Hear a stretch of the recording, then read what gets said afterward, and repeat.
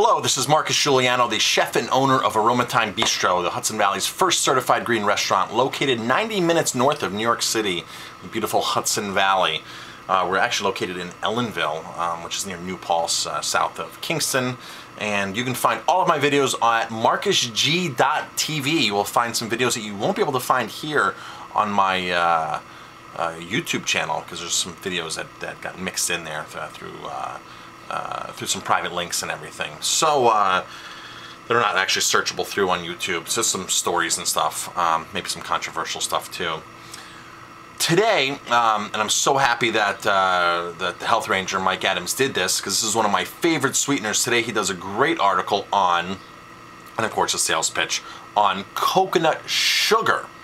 And really a wonderful product. We've been using it here at Aromatime for, I would say, almost 2 years. We've been using coconut sap, or condensed sap, and coconut sugar. And it's not a raw product.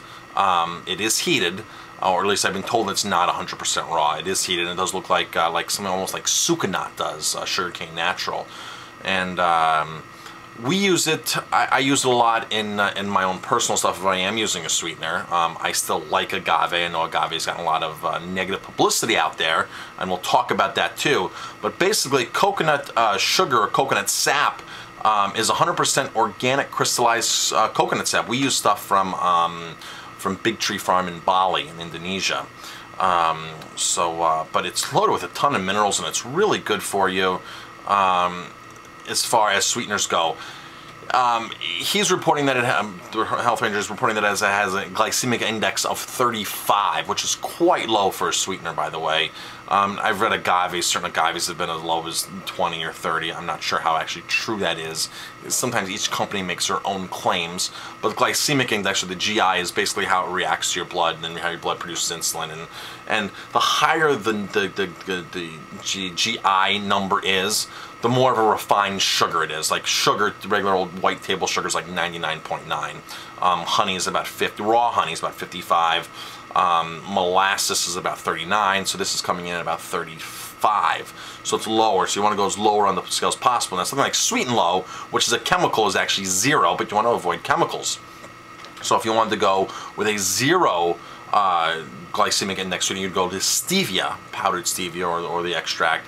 Make sure there's nothing else in there, because some of the other stevias will actually put funky stuff in, like dehydrated or powdered corn syrup. Yes, powdered corn syrup as a filler.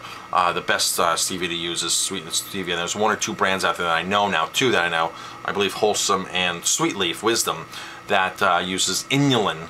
100% inulin, so that's a good fiber for your body, and so that keeps that product legitimate. Some of those stevias out there are not quite as legitimate. Those will be the ones you'd find in the grocery stores and mass-produced, because they cut corners, of course. So, coconut sugar, use it just as you would regular sugar. Put it in coffee, put it in tea, put it in your baked goods. Really a hot item. It's going to taste more like Sucanat, so it's going to have some kind of character, some kind of flavor to it, some kind of like little caramel nuances in it. But it's an awesome sweetener. I love it here at Aromatime. Now, just to go back on the agave, agave, you know, I know has gotten a lot of bad press, but here's what I want to say about agave that has not been really said on some of these big mainstream medias, or wherever it's being reported on Mercola and stuff like that. You know, there are different types of agave first. You know, some agaves, or a lot of agaves, are just, you know, heated and processed and refined. There are a couple of agaves out there that you can ask that are still producing a raw, very low heat processed agave. Anytime you take the heat processing away from food, you'll automatically increase the health benefits. You know, just like cooking an apple or eating a raw apple. You know, same concept with that.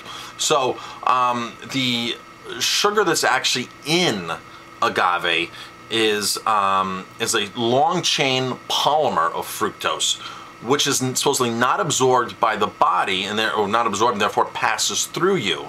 Thus, much reduced impact on your blood sugar versus high fructose corn syrup.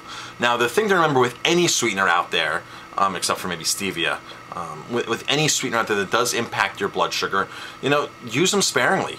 You know, it doesn't, just because there's a good report on a sugar or a sweetener, doesn't really give you the right to, you know, start loading it on everything and drinking it and saying, this is my new sweetener of choice, I'm not going to give up sugar. Really, the key to health is avoiding foods that are fermented and sugared like that, especially the, you know, that are sweet in their refined forms like that, because that really wreaks havoc on your cells and on your blood, just all in general. So part of being healthy and part of being a healthy regime is really balancing that and keeping those to a bare minimum. And when you do partake in something sweet, use those sparingly.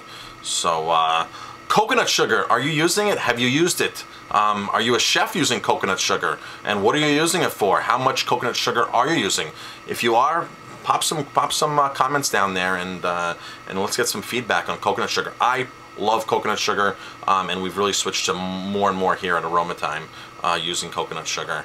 So I'm Marcus Giuliano. I'm a chef on a mission. Thank you for watching chefonamission.com. You'll find out all about me, and marcusg.tv. Thank you very much for watching.